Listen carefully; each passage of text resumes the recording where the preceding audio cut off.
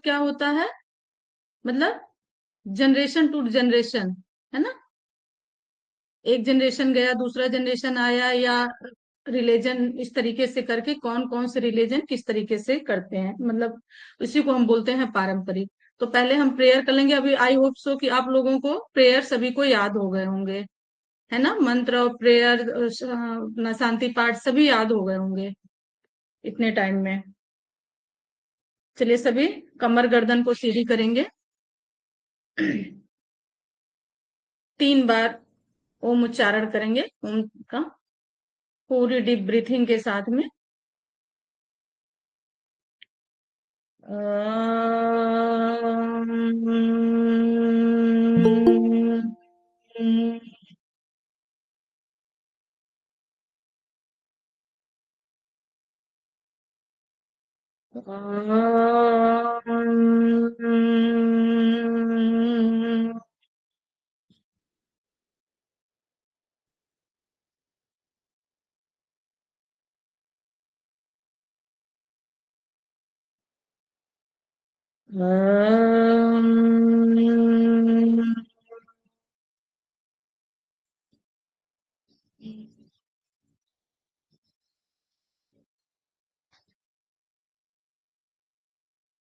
ॐ भूर्भुवस्सुः तस्य वितुर्वरेण्यम् भर्गो देवस्य धीमहि धियो यो न प्रचोदयात्।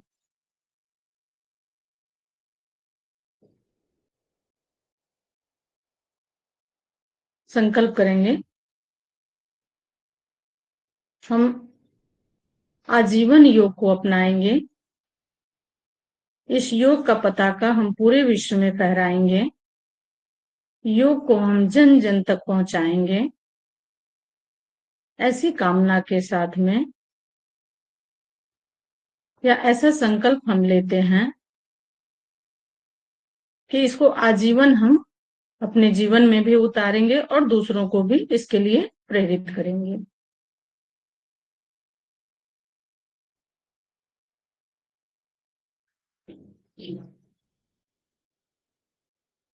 दोनों हाथों को रब कर लीजिए और फेस पर लगा लीजिए।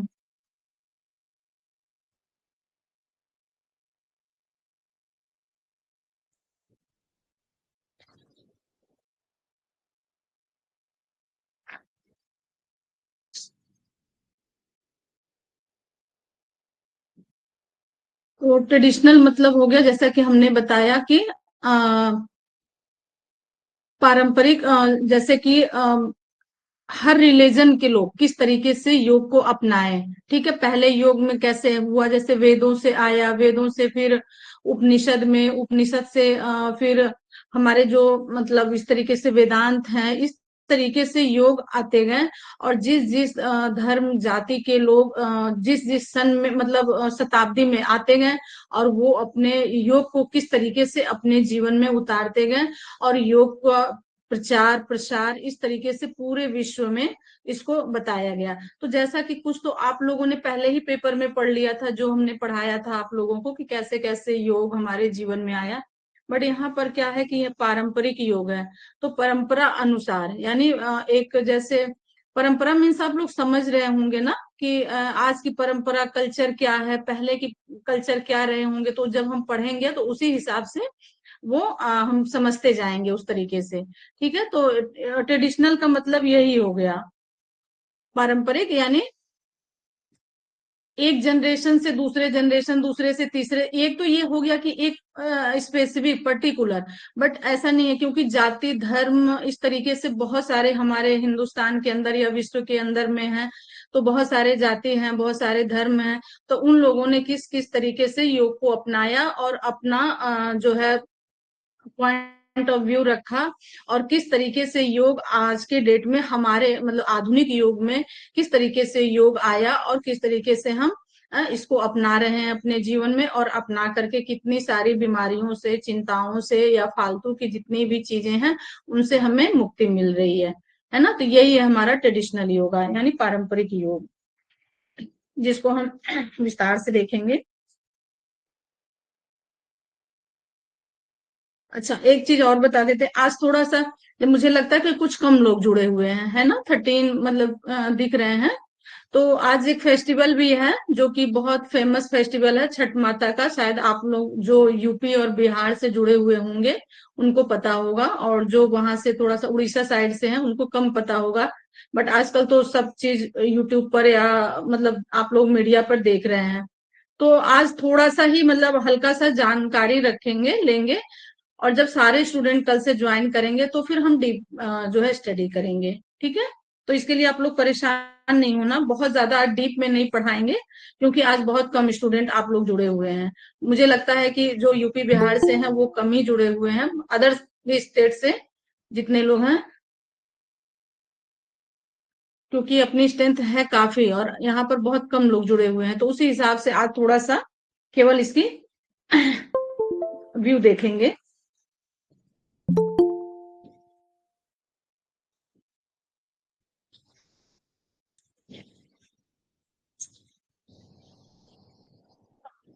अभी क्लास ले रहे हैं, बाद में बात करते हैं।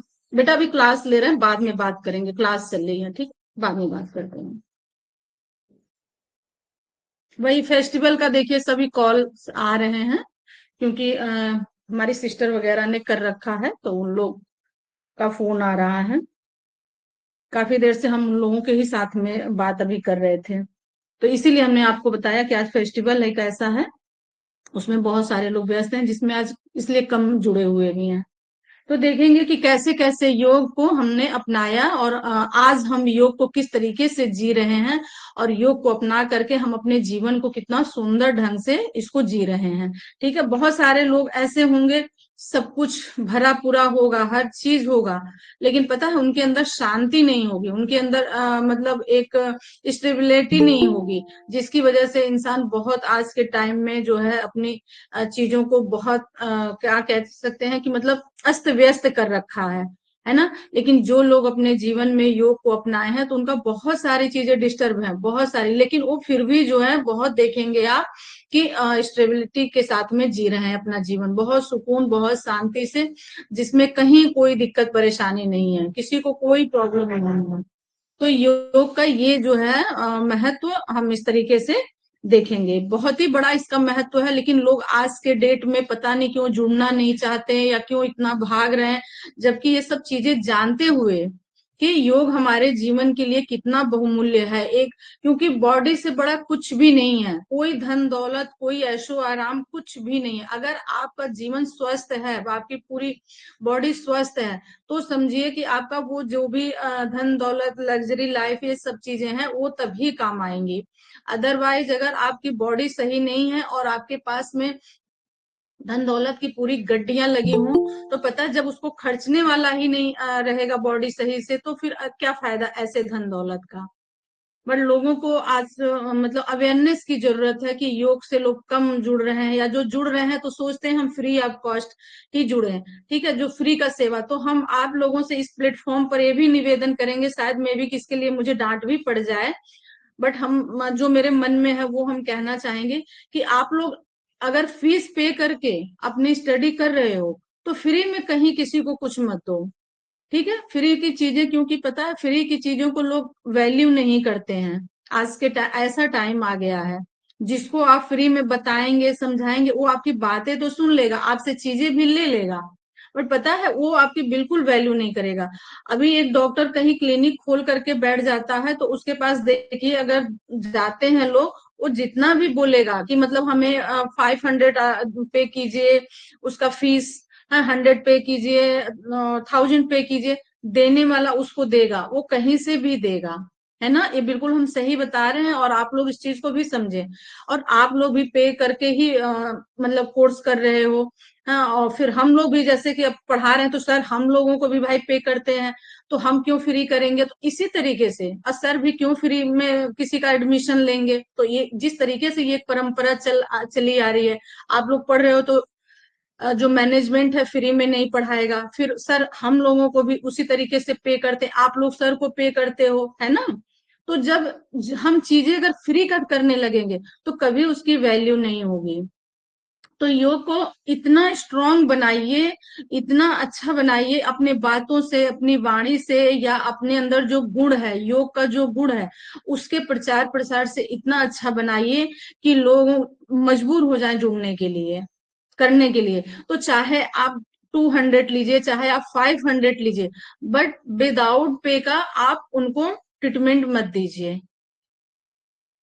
क्योंकि ये टाइम जो है ना ऐसा, क्योंकि फ्री का लोग योग को लोग समझ रहे हैं कुछ भी नहीं, जबकि योग जैसी चीज हम मुझे लगता है कि कुछ नहीं है। क्योंकि जो व्यक्ति रियल में योग को जीता है, योग को समझता है, योग को जानता है, वही उसकी वैल्यू जान सकता है। और उन लोगों को योग बिल्कुल भी मत बताइए जो योग का अपमान करते हैं, जो मतलब कहते हैं, अरे क्या करना है, ऐसे हाथ पैर कर लिया योग हो गया। बट योग ऐसा नहीं, सबके बस की बात नहीं है योग कर लेना, है ना, सभी लोग नहीं कर सकते हैं। और ये लोग सोच रहे हैं जो पार्क में हम ऐसे जा रहे हैं, थोड़ा टहल ले रहे हैं, थोड़ा हम हल्का फुल्का बॉडी को मूवमेंट कर ले रहे हैं, वही योग हो गया। अभी आप लोग पढ़ाई कर रहे हो, पढ़ाई का लेवल देख रहे हो ना, योग का कितना डीप है, कैसा है। ये तो बस आपका एक इनिशियल पॉइंट है, यानी आपका समझिए डिप्लोमा है, तो डिप्लोमा आप कितना ही समझ सकते हैं। जो हमारी क्लास 1 to 5 होती है ना, जो हम क्लास करते हैं, पढ़ाते हैं बच्चों को या पढ़ते हैं, तो 1 to 5 तक की जो क्लास होती है, बस इतनी नॉलेज आपको मिल रही है। इसकी डीप नॉलेज तो जब आप और मतलब मास्टर्स करते हैं या एनटीए करते हैं, कुछ इस तरीके के करते हैं, पीएचडी करते हैं, तब जाकर के वहां आपको पता चलेगा कि योग क्या चीज है। हाँ, या योग को हम क्यों नहीं इस तरीके से अपने जीवन में अपना रहे हैं। तो आप फ्री बैठे रह जाइएगा, अपने लिए कुछ कर लीजिएगा, अपनी फैमिली के लिए कुछ भी कर लीजिएगा फ्री में। जो लोग हाँ उस स्टेज के हैं जिनको वाकई में नीड है, योग करना चाहते हैं, योग का कुछ, योग से अपनी चीजों को ठीक करना चाहते हैं, और वो देने में सक्षम नहीं है, है ना, आपको पे करने में सक्षम नहीं है, तो उनको एक सेवा भाव से आप कर दीजिए। लेकिन जो व्यक्ति देने लायक है, जो व्यक्ति पे करने के लायक है, उनसे पक्का आप जो है पे करके तभी आप अपना जो है योग उनको सिखाइए, बताइए, ताकि वो आपकी वैल्यू वो करें, उनकी वैल्यू आप करो। बात समझ में आ रही है मेरी? चलेंगे थोड़ा सा देखेंगे, क्योंकि आज अभी 16 लोग ही ज्वाइन किए हैं, तो मुझे भी थोड़ा सा अच्छा नहीं लग रहा पढ़ाने में, ज्यादा लोग रहते हैं तो अच्छा लगता है। देखेंगे कैसे कैसे योग आया। भगवान शंकर के बाद वैदिक ऋषि मुनियों से ही योग का प्रारंभ माना जाता है। बाद में कृष्ण, महावीर और बुद्ध ने इसे अपनी तरह से विस्तार दिया। इसके पश्चात पतंजलि ने इसे सुव्यवस्थित रूप दिया। इस रूप को ही आगे चलकर सिद्ध पंथ, शैव पंथ, नाथ पंथ, वैष्णव और शाक्त पंथियों ने अपने अपने तरीके से विस्तार दिया। आई बात समझ में? हमने जैसा कहा कि ट्रेडिशनल, पारंपरिक, यानी पहले शंकर भगवान जी ने, फिर शंकर भगवान जी के बाद में ऋषि मुनियों ने, वैदिक ऋषि मुनियों ने, फिर वैदिक ऋषियों मुनियों के बाद में कृष्ण जी ने, फिर महावीर, फिर बुद्ध, है ना, ये हमारे सारे जो है जिनको हम पहले से पढ़ते आ रहे हैं। तो इन लोगों ने कैसे कैसे योग को लाया, जीवन में अपनाया, इन सब ने योग को जिया है। ठीक है, जितने भी लोगों का नाम हम देख रहे हैं। अच्छा ये बताइए, सभी के पास में पीडीएफ है ना? सभी के पास में है पीडीएफ की? कोई ऐसे बिना पीडीएफ के आप लोग पढ़ रहे हो? पीडीएफ है सबका। पीडीएफ है मैम। है ना? देखिए ग्रुप में पड़ा होगा, जिनके पास में नहीं है वो इसको डाउनलोड करके प्रिंट आउट इसका निकलवा लेंगे, तो और अच्छे से आपको समझ में आएगा। क्योंकि सुनने में और खुद को देख करके पढ़ने में ज्यादा चीजें समझ में आती हैं। ठीक है, तो कृष्ण, फिर बाद में कृष्ण आए, महावीर आए, और बुद्ध ने भी अपने अपने तरीके से योग का विस्तार किया। फिर इसके बाद पतंजलि जी, पतंजलि जी सभी के लिए मशहूर है, सभी लोग जानते हैं, है ना, ऐसे नहीं जानते होंगे तो अब जान जाएंगे। नाम से सुना होगा पतंजलि, पतंजलि, अभी एक बहुत सारे लोग पतंजलि उन्हीं को जानते हैं, बाबा रामदेव जी को, जो कि उन्हीं के नाम पर, पतंजलि जी के नाम पर ही उन्होंने अपनी पूरी संस्था बना रखी है। तो बहुत सारे हम ऐसे कुछ लोगों से मिले, तो उनको पतंजलि के बारे में बस इतना पता है कि बाबा रामदेव जी का मतलब जो अपनी वो बना रखे हैं, संस्था बना रखे हैं। ठीक है, तो आज यहाँ पर आप लोग जब इसको पढ़ेंगे तो देखेंगे, समझेंगे कि पतंजलि जी कौन थे, क्या थे। एक तो आपने पतंजलि जी का पहले भी पढ़ लिया है, फर्स्ट पेपर में ही पढ़ाया था, जो हमने क्या था उस बुक का नाम, किसको याद है? बताइए। एक चीज आप पढ़ते हैं तो फिर एक चीज भूल जाते हैं। योग दर्शन, है ना? योग योग दर्शन अभी बताया इंट्रोडक्शन। था कि जो 195 सूत्र का था, जो कि एक व्यक्ति के पूरे जीवन का विस्तार वही है। यानी उसमें दुख सुख हंसी खुशी जीवन, हाँ, पूजा भक्ति, अगर जिसने वो बुक पढ़ लिया उसने सब कुछ पढ़ लिया। यानी एक व्यक्ति के पूरे जीवन की परंपरा उसमें बताई गई है, जीवन का विस्तार जो कि रियल में है। और वो सामाजिक रूप से भी उसमें है, वैज्ञानिक रूप से है, हाँ, और आर्थिक रूप से, सॉरी, आर्थिक रूप से नहीं है, सामाजिक वैज्ञानिक और पूरी मानवीयता के रूप में वो है। ठीक है, तो उसको आप लोग भूलिए मत। वही महर्षि पतंजलि ने ऐसे भी बताया था कि 3 तरह से उनका है, जो कि एक व्याकरण का भी उन्होंने कर रखा है, व्याकरण भी दिया है, व्याकरण में पूरा भाषाओं का उन्होंने दिया, आयुर्वेद का उनका है ना? ऐसे आप लोग भूलेंगे तो फिर कैसे पढ़ाई होगी आप लोगों की? विस्तार दिया। इसके पश्चात पतंजलि ने इसे सुव्यवस्थित रूप दिया। इस रूप को ही आगे चल करके सिद्ध पैंत, यानी इन लोगों जिनका नाम अभी हमने रिपीट किया है, पढ़ा है, इनके बाद में चल करके सिद्ध पंथ देखेंगे, फिर शैव पंथ। ये सब एक मतलब जाति धर्म के लोग थे, ठीक है, ऐसे समझेंगे। फिर नाथ पंथ, वैष्णव और शाक्त। नाथ पंथ भी अभी आगे चल करके पढ़ेंगे। जो नाथ पंथ है, ये आपके हठ योग के, जो आप लोगों ने पढ़ा था ना, हठ योग, ये नाथ पंथ परंपरा से ही हैं। हठ योग, जितने भी हठ योगी हैं इसी परंपरा से हैं। यूपी के सीएम किस परंपरा से हैं? यूपी के सीएम कोई बता पाएगा? यूपी से अभी कौन जुड़ा है यहाँ से, उड़ीसा वालों को छोड़ करके? कोई जुड़ा हुआ है, क्लास में है?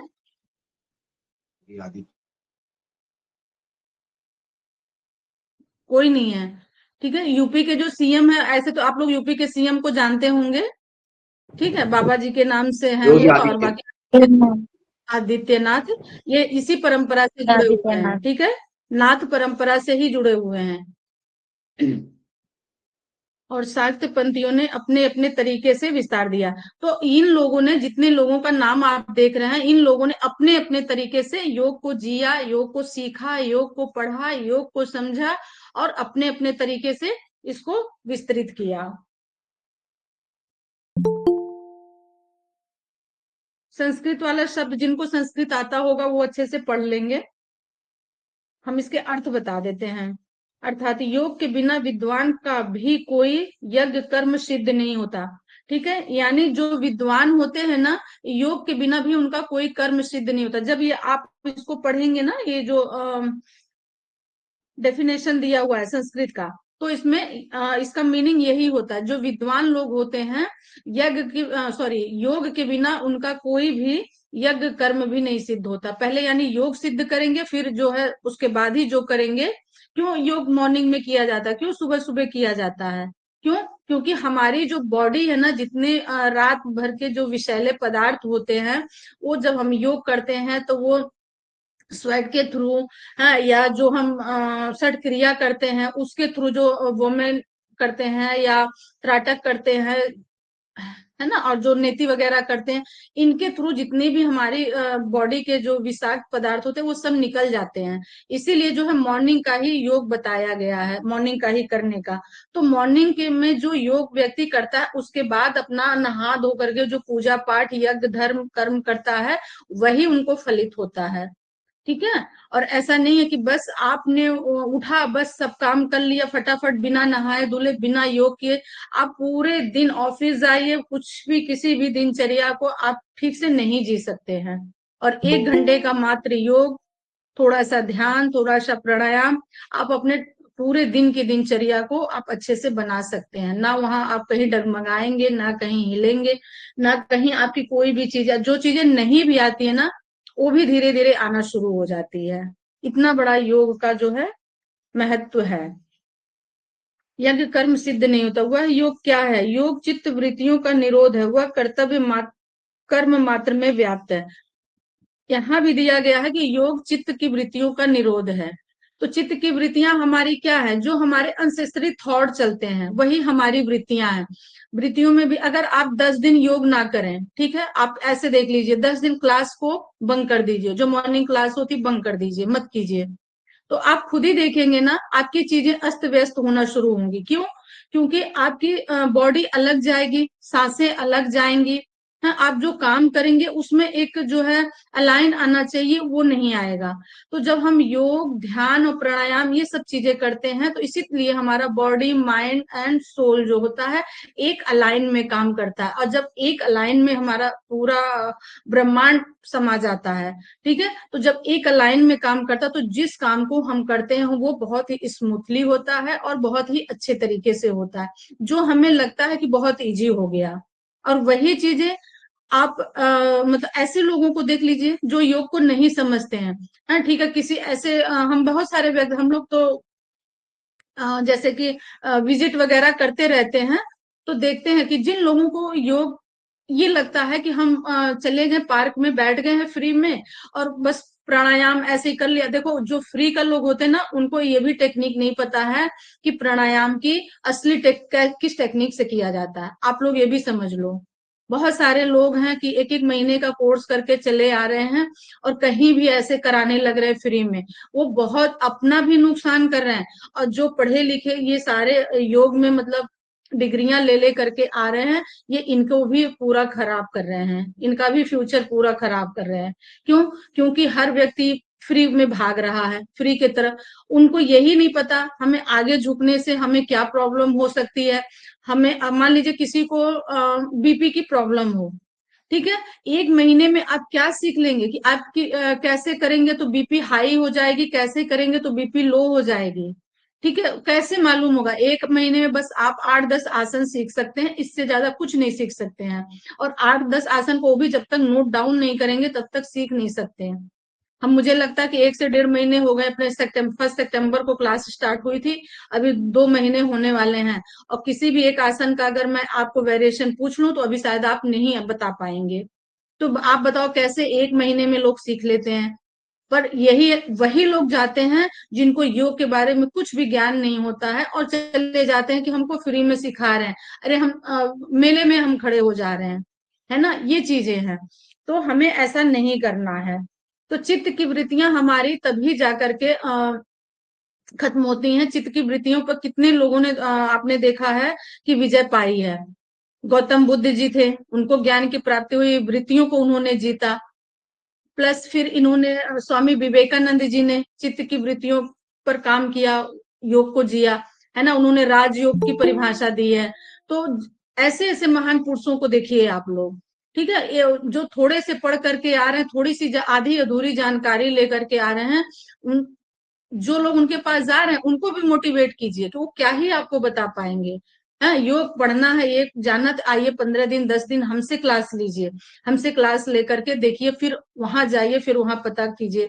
लोगों को बैक पेन है, पता ही नहीं है आगे झुकना है, और वो बस अप डाउन का वो करे जा रहे हैं, पता चला बैक पेन और बढ़ गया।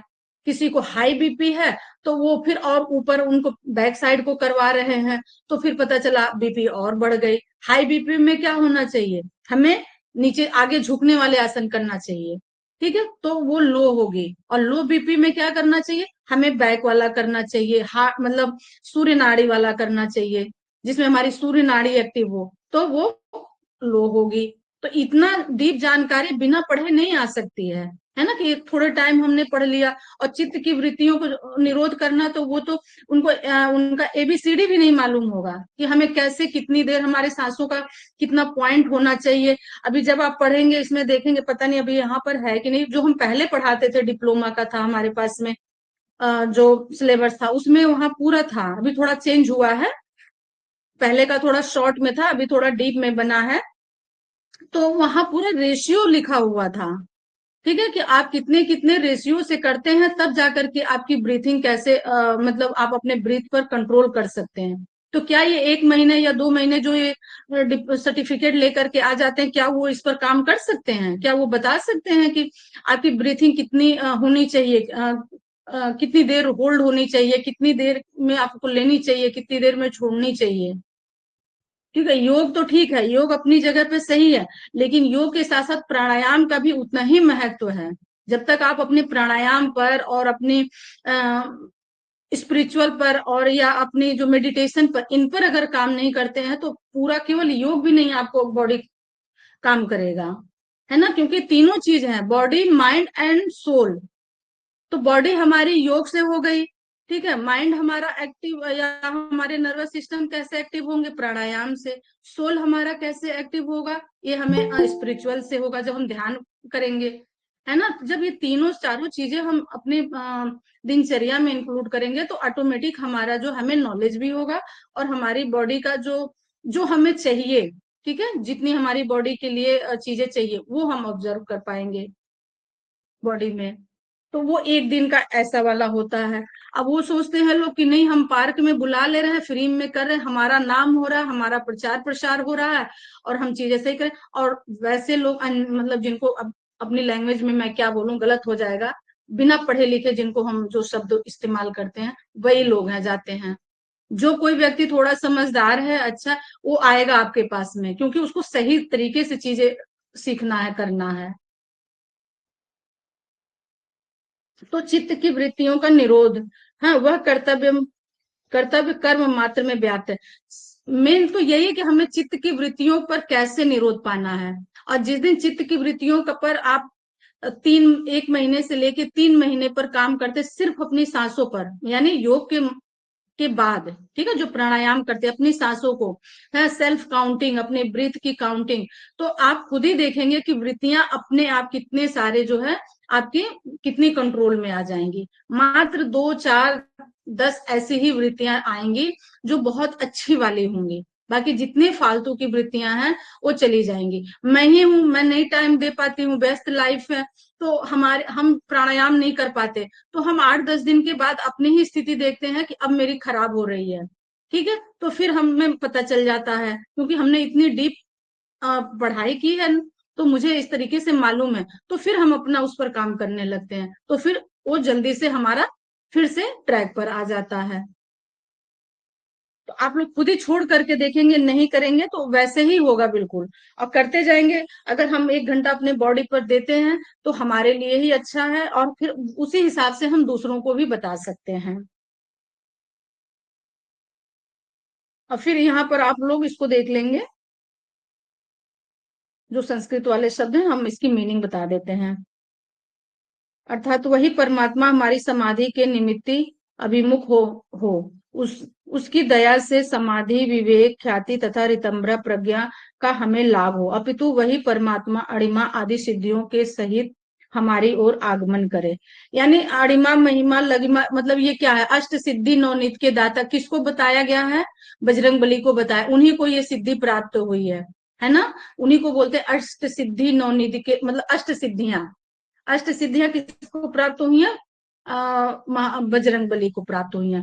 तो ये बजरंग बली देखिए, सिर्फ प्रभु इनका गुणगान करते हैं, राम जी के, उनके भक्त हैं, उसके अलावा उनकी भक्ति करते हैं, उसके बाद वो उनको ऑटोमेटिक ये सिद्धियां प्राप्त हुई। क्यों? क्योंकि वो हमेशा उनके ध्यान में रहते थे, है ना, हमेशा उन्हीं का ध्यान करते थे, उन्हीं की पूजा करते थे, उन्हीं की सेवा करते थे, तो उनको बहुत ज्यादा मेहनत नहीं करनी पड़ी, प्रभु श्री रामचंद्र के आशीर्वाद से उनको अष्ट सिद्धियों का आशीर्वाद मिल गया है। परंतु रितंभरा प्रज्ञा, रितंभरा प्रज्ञा वो होता है जो हम पेपर 1 में भी आप लोगों को पढ़ाए थे, जो हमारी स्फटिक मणि के समान होता है। यानी जब हम इतना आसन प्राणायाम इतने अच्छे से करें कि हमारे जो स्फटिक मणि होता है ना, यानी आर पार दिखता है, जो ट्रांसपेरिटी होती है ना, एक मणि होती है, उसमें आर इधर भी दिखेगा उधर भी दिखेगा, दोनों साइड को, उसी को हम स्फटिक मणि कहते हैं, उसी को हम रितंभरा प्रज्ञा कहते हैं। और रितंभरा प्रज्ञा में हमारी सारी वृत्तियां जो हैं वो बिल्कुल नाश हो जाती हैं, जितनी भी चित्त की वृत्तियां फालतू की चलती हैं, थॉट चलते हैं, उनका सबका पूरा वहां पर, मतलब वहां नाश हो जाती हैं। तो हम आत्मा को पूरी तरीके से देख सकते हैं, ठीक है, हम खुद ही अपने आत्मा को देख सकते हैं। आप खुद ही सोचो, हम आत्मा में कचरा भर करके कितनी देर हम आत्मा और परमात्मा के साथ मिल सकते हैं। आपके मन में अनसेसरी थॉट चलता रहे और आपको ध्यान में बैठा दिया जाए, तो क्या आप ध्यान कर पाएंगे? नहीं कर पाएंगे। जिस दिन हमारा ही कुछ ऐसा हो जाता है या हमारे पास बहुत सारे काम आ जाते हैं, जिस दिन माइंड हमारा बहुत ज्यादा डिस्टर्ब कभी हो जाता, भाई इंसान है, हर किसी को कुछ कभी ना कभी हो ही जाता है। जो शांत रहने वाला इंसान है उसके साथ कभी कुछ ऐसी घटना घट जाती है, तो ऐसा हो जाता है। तो हम पूजा में नहीं बैठ पाते, मतलब पूजा करते तो हम कहते हैं हम जबरदस्ती पूजा नहीं करेंगे। क्यों? क्योंकि जबरदस्ती करने का कोई ध्यान ही नहीं लगता है। कोई चीज वो जो आ जाता है तो वो बार बार वही माइंड में आता है। तो इस सब चीजों को हम नोट कर लेते हैं कि ये कैसे हमारे ऊपर इम्पैक्ट डाल रहा, कितना गलत इम्पैक्ट डाल रहा। अगर अनसेसरी के थॉट आते हैं तो इवेंट आप पूजा में भी नहीं बैठ सकते। पूजा में बैठने का क्या मतलब, आपने आरती दिखा दिया, घंटी बजा दिया, ये नहीं होता है। ठीक है? जब तक हम परमात्मा से जुड़ करके नहीं करेंगे तब तक वो पूजा सफल नहीं होती। एक मिनट।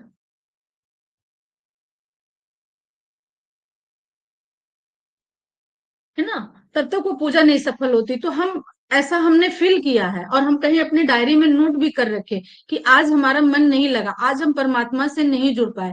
तो परमात्मा से जुड़ने का यही मतलब, जब तक हम स्फटिक मणि की तरह हमारा आत्मा नहीं होगा, यानी ट्रांसपेरिटी नहीं खत्म होगी, यानी आर पार का नहीं दिखेगा, तब तक हम परमात्मा से नहीं जुड़ सकते। और यही हमारा ऋतंभरा प्रज्ञा है। और ऋतंभरा प्रज्ञा का वर्णन हमें योग दर्शन में मिलता है। जब आप योग दर्शन पढ़ेंगे तब वहां पर देखेंगे ऋतंभरा प्रज्ञा का काफी डिटेल में अच्छे से बताया गया है सूत्र में।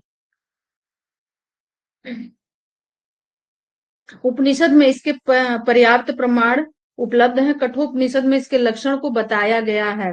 ता योगमित्य मन्यते स्थिरो स्थिरो स्थिरो मणि द्रियम धारणम। अर्थात इसका मतलब बताया गया कि मन की इंद्रियों का, हाँ, मन और इंद्रियां जो हमारी होती हैं, ठीक है, ये एक धारणा में चलती हैं। ये बहुत मतलब बड़े लेवल पर इसके क्वेश्चन आते हैं। जो यूजीसी नेट वगैरह के एग्जाम देते हैं ना, तो इसको बहुत बार पूछता है। ठीक है? योगाभ्यास का प्रमाणिक चित्रण लगभग 3000 ईसा पूर्व सिंधु घाटी की सभ्यता के समय की मोहरों और मूर्तियों में मिलता है। योग का प्रमाणिक ग्रंथ योग सूत्र।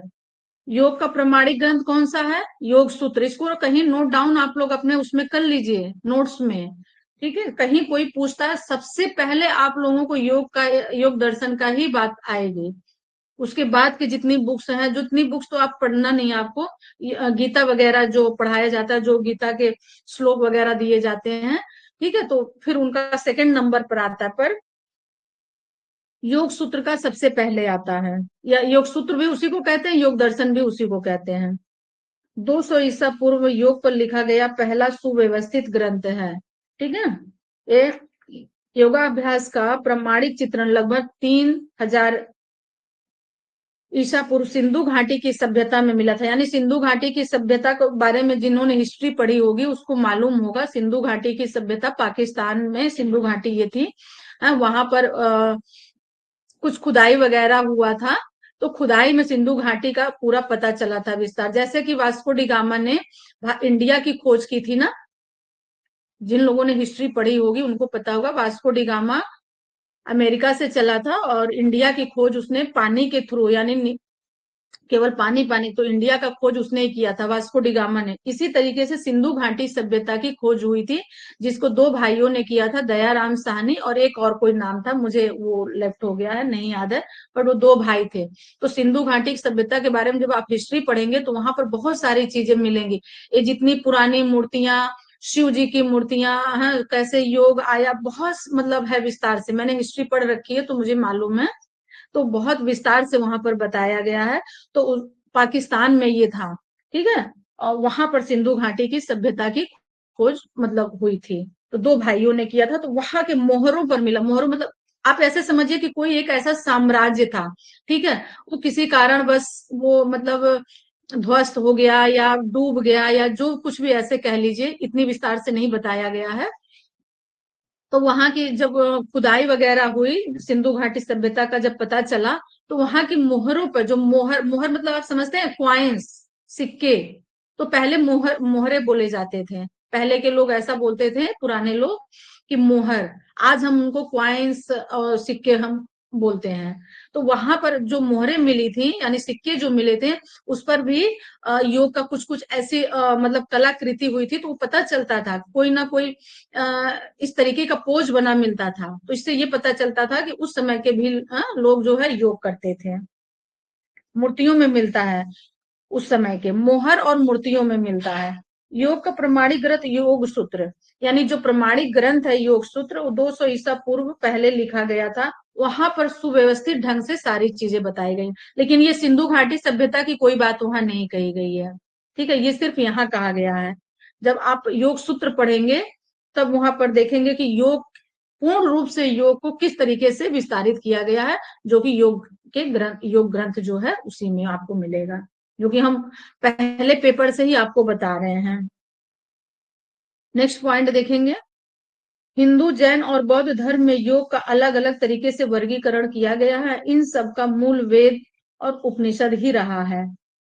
हिंदू जैन बौद्ध धर्म में योग का अलग अलग तरीके से, यानी जो रिलीजन हुए हैं ना, ये चाहे हिंदू हो गए, चाहे बौद्ध हो गए हैं, और जैन हो गए, इन सब ने जो है योग का अलग अलग तरीके से वर्णन किया है। तो जैन धर्म और बौद्ध धर्म में भी एक ही उसी समय का मतलब आसपास का ही है, पहले जैन आए फिर बौद्ध आए, लगभग लगभग एक आगे पीछे का ही थोड़ा सा का ही अंतराल होगा, उसी समय में आए। तो जो जैन धर्म थे उन्होंने अलग तरीके से योग का वर्णन दिया, और जो बौद्ध धर्म के थे उन्होंने अलग तरीके से दिया। बस थोड़ा सा डिफरेंट, मतलब अपनी अपनी चीजें करके। अब जैसे हमें कोई चीज है, हमें महसूस होता है योग ध्यान करते टाइम, हम उसको नोट डाउन कर देते हैं। कभी अगर इन फ्यूचर हम उस लायक हुए, परमात्मा ने उस लायक किया, हम अपनी बुक लिखेंगे तो हम उस चीज को मेंशन करेंगे। तो योग में यही है कि हम जो चीज जीते हैं, जो करते हैं, वो उसी पर हम उसको नोट डाउन करते हैं, फिर वही चीजें हम अपनी बुक मतलब ऑथर होते हैं जैसे, तो वो बुक छपती है, फिर वही लोग पढ़ते हैं। तो आज जैसे हमने इनका पढ़ा, बौद्ध का भी पढ़ा, जैन का भी पढ़ा, हमने दोनों का पढ़ रखा है, तो दोनों का हमें पता है कि इन्होंने कैसे अपनाया और उन्होंने कैसे अपनाया। जैन धर्म में क्या है कि इसमें देखिए, बौद्ध धर्म में विपश्यना ध्यान, और जैन धर्म में भी इसी तरीके से एक है, कौन सा ध्यान है, तो दो ध्यान है, और दोनों लमसम लमसम एक ही है ना, दोनों लोगों का सांसों पर ही है, लेकिन उन्होंने अलग नाम रख दिया, इन्होंने अलग नाम रख दिया। तो इस तरीके से अलग अलग रिलीजन वाले आए और अपने अपना योग को जिया, योग को सीखा, योग को समझा, हाँ, और अपने अपने तरीके से योग के बारे में वर्णन किया। और इसका इन सब का मूल वेद और उपनिषद ही रहा है, यानी वहीं से लिए हैं, वेद से ही और उपनिषद से ही इन लोगों ने भी सीखा है। लेकिन जब आप लोग जैसे हायर क्लास करते हो और आगे मान लीजिए मास्टर्स करते हैं या यूजीसी नेट की प्रिपरेशन करते हैं, तब इसके विस्तार से ही आप इसको जान पाएंगे, पढ़ पाएंगे। यहाँ बहुत छोटे में लिखा हुआ है, बहुत मतलब माइनर कह सकते हैं चीजों को बताया गया, तो इतना आप समझ नहीं पाएंगे। अगर बताया भी जाए आपको तो आप शायद उतनी चीजें समझ नहीं पाएंगे। वैदिक काल में यज्ञ और योग का बहुत महत्व था। वैदिक काल में देखिए, वैदिक काल में योग वगैरह बहुत था ना। वैदिक काल में बहुत सारी स्त्रियां भी थी, जैसे कि गार्गी हो गई, और गायत्री हो गई, और इस तरीके से बहुत सारी थी। इनकी याज्ञवल्क्य की दो पत्नियां थी, है ना, मैत्री थी, मैत्रियाणी थी। इन लोगों ने पूरा सार्थार्थ करती थी। जब पूरे ऐसे बैठती थी, सभा बैठती थी, तो सभा में बैठ करके जैसे कि आजकल की टीचर होती है ना, कि पूरी बच्चों को एक एक चीजें बताती हैं, एक एक चीजों का वर्णन करती हैं, एक एक चीजों का पूरी बच्चों को बताती हैं कि हाँ ऐसा नहीं वैसा, A for apples, B for ball, इस तरीके से। तो उस समय की स्त्रियां ऐसी थी, इतनी नॉलेजेबल थी, वो पूरा वेद पढ़ती थी। और जब उनका बड़े बड़े गुरु लोगों से, बड़े बड़े साधु संतों से वो होता था, क्वेश्चन आंसर डिबेट होता था, ठीक है, उस डिबेट में वो लोग पार्टिसिपेट करती थी। तो वैदिक काल में, तो वैदिक काल का जो समय था बहुत अच्छा समय था। उस समय के में स्त्रियों को भी पूरा पढ़ने का, शिक्षित होने का पूरा अधिकार था। तो आप जब याज्ञवल्क्य स्मृति पढ़ते हैं उठा करके, आप लोग कहीं सर्च करिएगा, आप लोग इतना ध्यान ही नहीं देते हो, योग पढ़ रहे हो, हमने बहुत बताने की कोशिश की। तो जब याज्ञवल्क्य स्मृति अगर आप पढ़ते हो, तो फिर उनका देखेंगे कि उनसे ज्यादा उनकी पत्नियों को भी ज्ञान था, और उनकी पत्नियां किस तरीके से डिबेट करती थी बैठ करके। तो वो लोग भी वहीं से लेती थी, पूरा वेद से ही सारी चीज, क्योंकि वेद और उपनिषद से पहले वेद आया, वेद के बाद उपनिषद आया, क्योंकि वेद इतना ज्यादा टफ था, सबके पढ़ने की बस की बात नहीं थी, क्योंकि वो ऋषि मुनियों की दी हुई चीजें थी। पर सीधे सीधे भगवान की दी हुई चीजें थी, उनको ऋषि मुनियों ने मतलब वर्णन किया था, तो वो बहुत इजी लैंग्वेज में नहीं था। फिर धीरे धीरे उपनिषद में आया, फिर वेदांत में आया, ऐसे ऐसे करते करते फिर वो छोटा छोटा फिर होता चला गया, फिर इजी हो गया पढ़ने के लिए। वैदिक काल में यज्ञ और योग का बहुत महत्व था, इसके लिए उन्होंने 4 आश्रमों की व्यवस्था निर्मित की थी। ब्रह्मचर्य आश्रम में वेदों की शिक्षा के साथ ही शास्त्र और योग का की भी शिक्षा दी जाती थी। तो पहले के टाइम में हमारे यहाँ स्कूल और कॉलेज नहीं हुआ करते थे, है ना। वैदिक काल में स्कूल और कॉलेज नहीं होते थे। क्या होते थे वहां पहले के टाइम में? जहां बच्चों को संस्कृत वगैरह पढ़ाया जाता था, जैसे गुरुकुलम वगैरह, है ना, गुरुकुल परंपरा होती थी। तो गुरु जी जैसे मतलब रखते थे, गुरु जी ऐसे थोड़ा ऊंचे आसन पे बैठते थे, और जो स्टूडेंट होते थे नीचे बैठते थे। आजकल क्या होता है, स्टूडेंट बैठते हैं और गुरु जी खड़े रहते हैं, ठीक है, और ब्लैक बोर्ड पर नहीं पढ़ाते हैं। किस पर पढ़ाते हैं? वो प्रोजेक्टर पर पढ़ाते हैं। तो पहले की परंपरा ऐसे नहीं थी। और जब गुरुकुल परंपरा थी, उस समय के एजुकेशन देखिए कैसे होती थी, ना कोई कहीं नोट्स लिखा जाता था, ना कुछ लिखा जाता था उस समय का। क्यों? क्योंकि उनको योग के द्वारा, प्राणायाम के द्वारा इतनी चीजें, मतलब उनकी बॉडी ऐसी हो जाती थी कि एक शब्द जो अगर वो सुन लेते थे, क्योंकि श्रवण क्रिया भी जो होती थी वो भी बहुत ही स्ट्रांग होती थी, तो एक बार जो सुन लेते थे वो हमेशा के लिए उनको याद हो जाता था। क्यों याद हो जाता था? क्योंकि मोबाइल का टाइम नहीं था। आजकल मोबाइल देख करके लोग आधी मेमोरी वहीं पे अपनी लॉस कर दे रहे हैं, है ना। जो आधी बची खुची है वो अपना रिलेशनशिप बनाने में इधर उधर कर दे रहे हैं। उससे जो बच रही है तो थोड़ा सा वो पढ़ाई में टाइम दे रहे हैं। उसके बाद जो बच रही है थोड़ा फ्रेंड सर्कल में, मम्मी पापा के लिए, फैमिली के लिए टाइम ही नहीं है। तो मेमोरी कहाँ जा रही है? मेमोरी पहले ऐसा नहीं था, गुरुकुल में बच्चे भेज दिए जाते थे, वहीं वो पढ़ते थे। ना मोबाइल की सुविधा थी, ना टीवी की सुविधा थी, ना कोई अच्छे ब्रांडेड पेन की वहां थी, और ना ऐसा कुछ नोटबुक होता था। क्या था मतलब ये डोकोमो कौन सा चलता है, इस तरीके की कोई बुक्स भी नहीं होती थी। तो वहां क्या होता था? श्रवण शक्ति, ठीक है, क्योंकि श्रवण शक्ति इतनी होती थी कि वो सुन करके सारी चीजें याद उनको हो जाती थी। गुरुजी लोग बोलते थे, और उनकी थोड़ी सी आसन ऐसे होती थी, बच्चे सब ऐसे नीचे बैठते थे छोटे छोटे आसन पर। आज भी कहीं कहीं है, आज भी मेरे पास उसका पूरा रिपोर्ट है, पूरी हमारे पास पीडीएफ है, पूरा फोटो है, और वो परंपरा हम देख करके आए हैं, हम उन बच्चों को भी पढ़ा करके आए हैं, ठीक है। तो मुझे बहुत अच्छी लगी। बट अब वैसा हर कोई नहीं कर रहा है, तो यही है, नहीं कर रहा है। तो देखिए यूथ कहाँ जा रही है। और जिनके बच्चे जो कर रहे हैं वो मम्मी पापा एक बार डाल दिए गुरुकुलम में, फ्री हो गए, आकर के 3 महीने 4 महीने में देख लेते हैं। एक लैंडलाइन वाला फोन लगा है, नंबर लगे हुए हैं, 1 घंटे का टाइम मिलता है, संडे संडे को बात करो। हमने भी अपने बेटे को ऐसे पढ़ाया है, ठीक है, ऐसा कोचिंग करवाया है। कभी संडे को, मतलब संडे को 4 बजे से बैठ जाते थे फोन के लिए, कि अब फोन लग जाए लग जाए लग जाए, ऐसा करते करते कभी लग जाता था तो बात हो जाती थी, नहीं लगता था नहीं बात होती थी। और आज भी है ऐसी व्यवस्था, लेकिन ऐसी पढ़ाई माँ बाप ऐसा समझते हैं कि बच्चे संस्कृत पढ़ के क्या करेंगे। लेकिन संस्कृत जिन्होंने पढ़ लिया, जिनको संस्कृत बहुत अच्छी आ गई, इंडिया में संस्कृत की कोई जगह नहीं, लेकिन आप विदेश में देखिए, फॉरेन में देखिए, संस्कृत की कितनी अच्छी डिमांड है, ठीक है। तो ऐसा भी है। तो वहां आश्रमों की व्यवस्था होती थी, आश्रमों में बच्चे पढ़ते थे, और जो बच्चे इस तरीके के पढ़ते थे वो जो मतलब शिक्षक बेस होता था, यानी जो शिक्षक बोलते थे वही होता था। आज क्या है, जो स्टूडेंट बोलते हैं वो हो रहा। इसलिए हम व्यवस्था अस्त व्यस्त हो चुकी है। और ठीक है, इंग्लिश का थोड़ा सा अच्छा हुआ, सारी चीजें कॉम्बिनेशन बढ़िया हुआ, लेकिन इसके साथ साथ इंग्लिश तो वही पाश्चात्य संस्कृति, और जिस तरीके से पहले मतलब संस्कृत जो बच्चे पढ़ते थे गुरुकुल के उसमें रहते थे, एक उनका डिसिप्लिन बना रहता था। आजकल के बच्चों का कोई डिसिप्लिन नहीं है। 2 बजे रात तक, 3 बजे रात तक जग रहे हैं, फिर सुबह 10 बजे 11 बजे तक सो रहे हैं। आजकल की ये डिसिप्लिन बनी हुई है। तो वही है, जैसा हम मतलब बीज बोएंगे वही, उसी को हमारा, वही हमारा फल बनेगा, उसी को हम ग्रहण करेंगे। और फिर हम दोष देंगे बच्चे ऐसा करते हैं, बच्चे वैसा करते हैं। ये तो सिस्टम से ही चला आ रहा है ना सर। थोड़ी सी सिस्टम में ही गड़बड़ी है, सिस्टम सब सही हो तो सारी चीजें थोड़ी सी सही हो। तो आपने इस तरीके से देखा उपनिषद ही रहा है इन सब का। हाँ, ब्रह्मचर्य आश्रम में वेदों की शिक्षा के साथ ही शास्त्र और योग की शिक्षा दी जाती थी। यानी ब्रह्मचर्य, यानी जो ब्रह्मचर्य का टाइम होता है, मतलब 1 से लेकर के 25 ईयर्स तक, ठीक है, ये लोग ब्रह्मचर्य अपनाते थे। आजकल का क्या सिस्टम बन गया है, बस जैसे ही फोन आया नहीं बच्चों के हाथ में, ब्रह्मचर्य तो दूर की बात है, वो तो माँ बाप को ही भूल जा रहे हैं, है ना। और पहले का टाइम क्या था, 25 ईयर्स तक बच्चों को बिल्कुल ब्रह्मचर्य में रखा जाता था। क्यों? क्योंकि उनका कोई ऐसा फ्रेंड सर्कल होता ही नहीं था। थोड़ा सा लड़कियों का शिक्षा दीक्षा ये वैदिक काल में हुआ, बाकी ऐसे था ही नहीं कि मतलब मेल फीमेल कहीं एक साथ पढ़ते हों और कुछ ऐसा उनको इतना मौका मिलता हो, इतनी फोन की सुविधा हो, ऐसा कुछ भी नहीं था।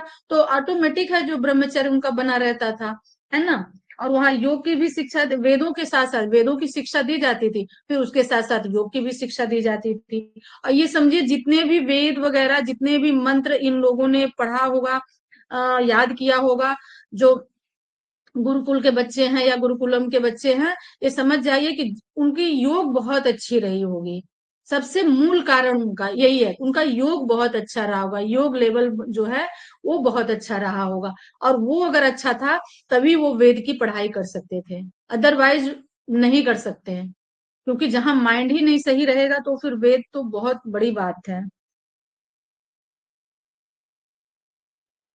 ऋग्वेद को 1500 ईसा पूर्व से लेकर के 1000 ईसा पूर्व के बीच लिखा गया था। ऋग्वेद की बात कही जा रही है, 1500 ईसा पूर्व से लेकर के 1000 ईसा पूर्व के बीच लिखा गया। माना जाता है कि इससे पूर्व वेदों को कंठस्थ कराकर हजारों वर्षों तक स्मृति के आधार पर संरक्षित रखा जाता था।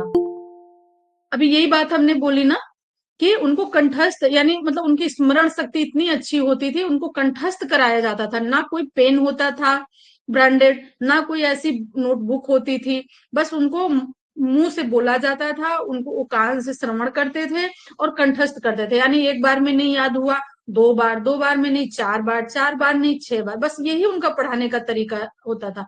और वो वर्षों वर्षों तक वो चीजें उनको याद रहती थी। तो ये ड्यू टू योग।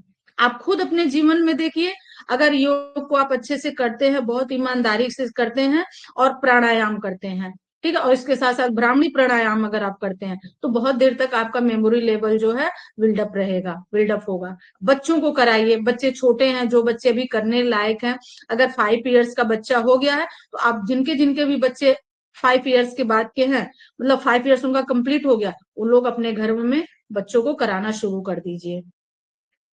क्योंकि इसके बाद बच्चे फिर नहीं करेंगे, जहां उनके हाथ में फोन आ गया, फिर समझिए कि दुनिया की नॉलेज उनको आ गई, फिर आप बेकार हो गए। चाहे जितना भी आप नॉलेजेबल नॉलेजेबल क्यों ना हो, अगर बच्चों के हाथ में आपने फोन दे दिया तो ये हो, आप बेकार हो गए और फोन ही सब कुछ उनका नॉलेज हो गया। तो बच्चों को अच्छे, मतलब आजकल देखिए बच्चे कितने स्ट्रेस में जा रहे हैं।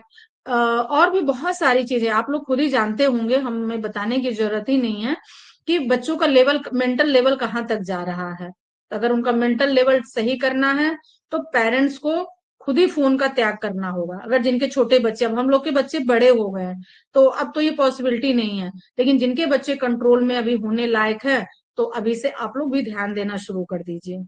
हाँ, और उनको योग ध्यान प्राणायाम जरूर करवाइए। तो उन, यहाँ पर देखिए बच्चों को इस तरीके से वेदों को कैसे कंठस्थ कराया जाता था, ये सब उसी का रीजन है। जो आजकल के बच्चों को आप देखेंगे तो कुछ याद ही नहीं होता है।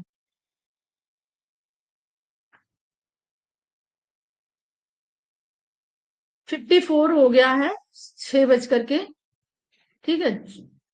तो अगर किसी का अब टाइम भी ओवर होने जा रहा है, क्योंकि टाइम से क्लास खत्म करनी होती है, दूसरे भी क्लास चलते हैं, तो आज हमने बहुत ज्यादा नहीं पढ़ाया, बस थोड़ा सा हमने ओवरऑल एक इंट्रोडक्शन ही कराया है एक तरह से, क्योंकि आज स्ट्रेंथ कम थी कुछ। किसी का कोई क्वेश्चन है तो आप बताइए।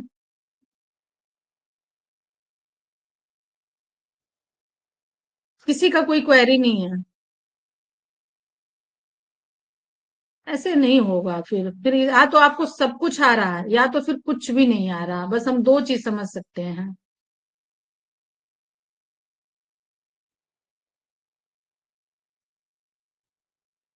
आप लोगों ने एनाटॉमी फिजियोलॉजी जो हमने बताया था, कुछ पढ़ा था वहां से?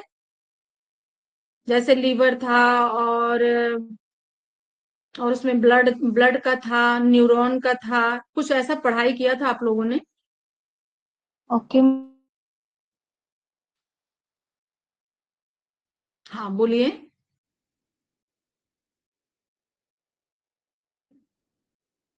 किसी ने कुछ नहीं किया था। ठीक है, अच्छे से फिर आप लोग पास भी हो जाएंगे। पढ़ाने का क्या है, मैं तो पढ़ा दूंगी आप लोगों को, लेकिन आप लोग पता नहीं किस लेवल से पढ़ाई कर रहे हैं, अभी हमको समझ में तो नहीं आ रहा ज्यादा। ये तो रिप्लाई नहीं करते आप लोग ना कुछ। अब टाइम है आप लोगों के पास में 4 मिनट का, तो वीडियो ऑन कीजिए और क्वेश्चन कीजिए। मैम एक क्लियर करिए, पहले हम जो योग का जो शुरुआत हुआ है, तो इसी को थोड़ा रिपीट करिए, कहाँ से शुरुआत हुआ है हमारे? योग तो देखिए सर, जब से धरती का मतलब निर्माण हुआ, इवेंट आप ये कह सकते हैं, मतलब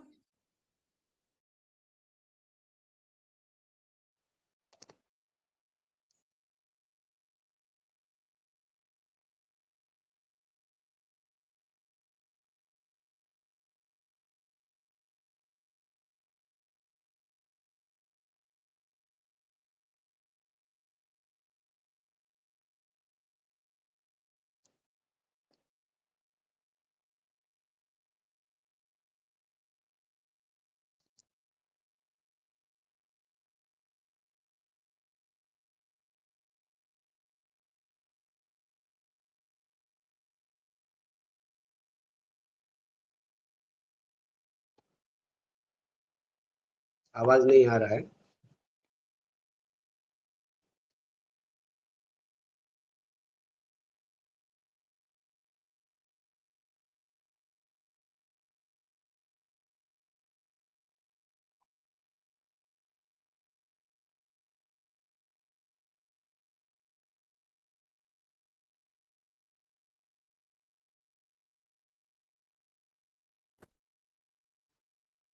हम्म,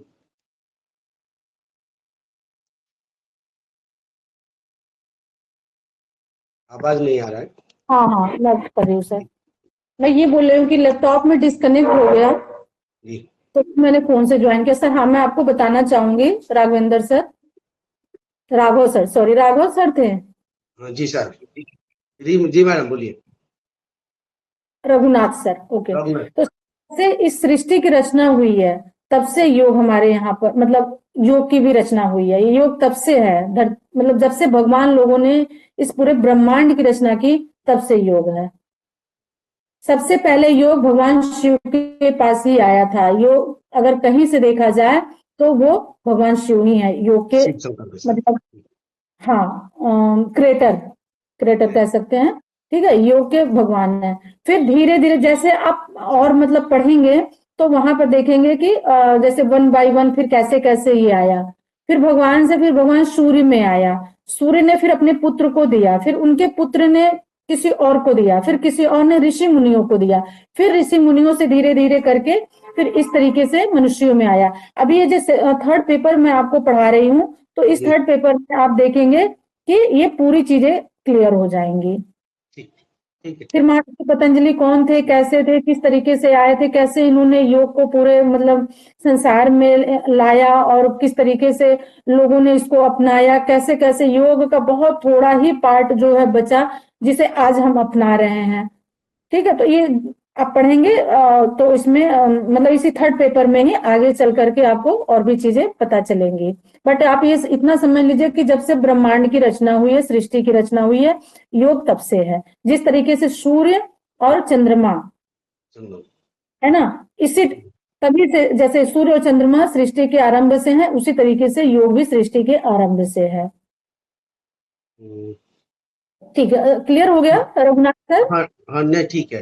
मैं हम लोग को इतना जानता था कि जब शिव शंकर ही शुरुआत की है, नटराज मूर्ति पे वो कर रहा था जो का, इसी को हम लोग फॉलो किया। तो किसी आध्यात्मिक पे हम लोग को उसी से शुरुआत पे किसी को भी समझाता हूँ तो उसी पे बोलता हूँ। तो और इसका वेरी, आगे सूर्य और चंद्रमा का साथ ही जुड़ जाएंगे तो वो भी पूरा शुरुआत हो जाएगा।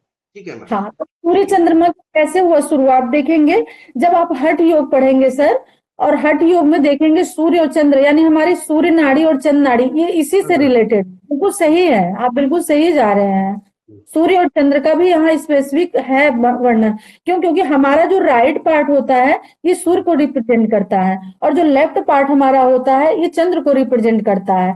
इसलिए जब हम कहते हैं ये, क्योंकि ये बॉडी हमारी पूरी ब्रह्मांड है, यथा पिंडे तथा ब्रह्मांडे, यानी जो पिंड में वो ब्रह्मांड में है, जो ब्रह्मांड में है वो पिंड में है ना।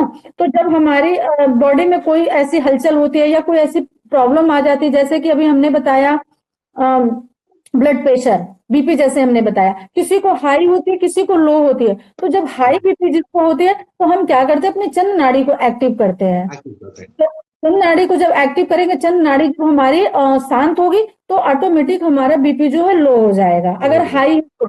और अगर हाई है, सॉरी लो है, तो हम हाई मतलब राइट साइड को हम एक्टिवेट करेंगे, अपनी नाड़ी को एक्टिवेट करेंगे ताकि वो बिल्कुल लो में आ जाए, या सॉरी हाई में, अगर लो है तो हाई में लाना है, हाई है तो लो में लाना है। और ये बैलेंस कैसे होगा? जब हम योग करेंगे ऑटोमेटिक ये बैलेंस हो जाएंगे चीजें, ठीक है। उसके अकॉर्डिंग, यानी डिजीज के अकॉर्डिंग अगर हम योग करते हैं तो ये बिल्कुल सब चीजें नॉर्मल हो जाती हैं। जी मैम ये कैसे कैसे ये मतलब सही होता है? जो मुझसे क्वेश्चन कर रहा है प्लीज वीडियो ऑन कीजिए। मैम शकुंतला अच्छा चलो ठीक है, कोई बात नहीं, कोई प्रॉब्लम है तो कोई बात नहीं। हाँ आप बताइए क्वेश्चन क्या है आपका, एग्जैक्ट क्वेश्चन क्या है? है कि मतलब जैसे कि आपने कहा कि चंद्र नाड़ी को और सूर्य नाड़ी को हम एक्टिवेट करते हैं, तो इसको कैसे किया जाता है?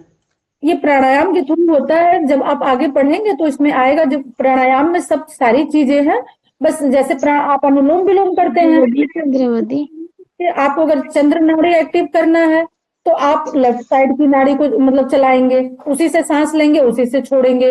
और अगर आपको सूर्य नाड़ी चलाना है तो आप राइट को लेंगे और राइट से ही छोड़ेंगे, फिर लेफ्ट का यूज नहीं करेंगे। बहुत सिंपल है, बहुत इजी है। जी जी। बस ये सारे प्राणायाम में मतलब है, लिखे हुए हैं सारी चीजें, और ये सारे प्राणायाम में ही आते हैं, तो बहुत इजी। और अगर आपको बहुत ज्यादा गुस्सा आता है, एक और चीज बताते हैं, अगर आपको बहुत ज्यादा गुस्सा आता है, ठीक है, चाहे बच्चे पर या किसी पर, तुरंत अपनी लेफ्ट नाड़ी आप एक्टिव कर लीजिए। अपनी नाड़ी अगर आप देखेंगे, जब आप बहुत गुस्से में होते हैं ना, तो तुरंत अपनी सांसों को चेक कीजिए। सांसों का चेक करने का सबसे अच्छा तरीका यही है, ऐसे करेंगे आपको पता लग जाएगा। और भी 2-3 तरीके हैं, तो देखेंगे जब आप गुस्से में होते हैं तो आपकी बीपी हाई होती है, फिर आपका उस समय आपका चंद्र सूर्य नाड़ी ही चलता होगा, राइट साइड की सांसें बहुत तेज चलती होंगी। और जब आप बहुत कभी कभी देखेंगे, आप खुद में महसूस कीजिएगा, जब आप खाना बना रहे हैं या टीवी देख रहे हैं या मोबाइल आप बहुत खुश हो रहे हैं, मतलब आपको मन से खुशी आ रही है, तो आप ये समझ जाना कि मेरी लेफ्ट साइड की नाड़ी जो है, यानी चंद्र नाड़ी हमारी एक्टिव है। ठीक है, ये सब मतलब पढ़ने से चीजें जैसे और डीप में ऐसे पढ़ेंगे तो इजी हो जाएगा। और जानना भी जरूरी है, क्योंकि आप लोग कोर्स कर रहे हो तो जानना भी जरूरी है कि हमें लेफ्ट साइड लेफ्ट कब एक्टिव करना है, राइट कब, ये आपके अपने हाथ में है।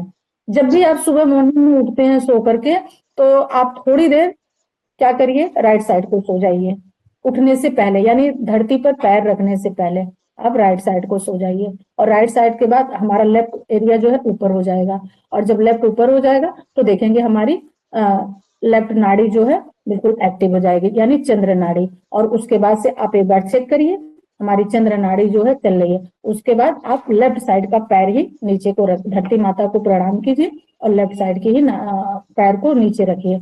आप दिन में जो चाहेंगे, जैसे चाहेंगे, आपका काम वैसे ही बनना शुरू हो जाएगा। बस आपको अवेयर रहना है, ठीक है।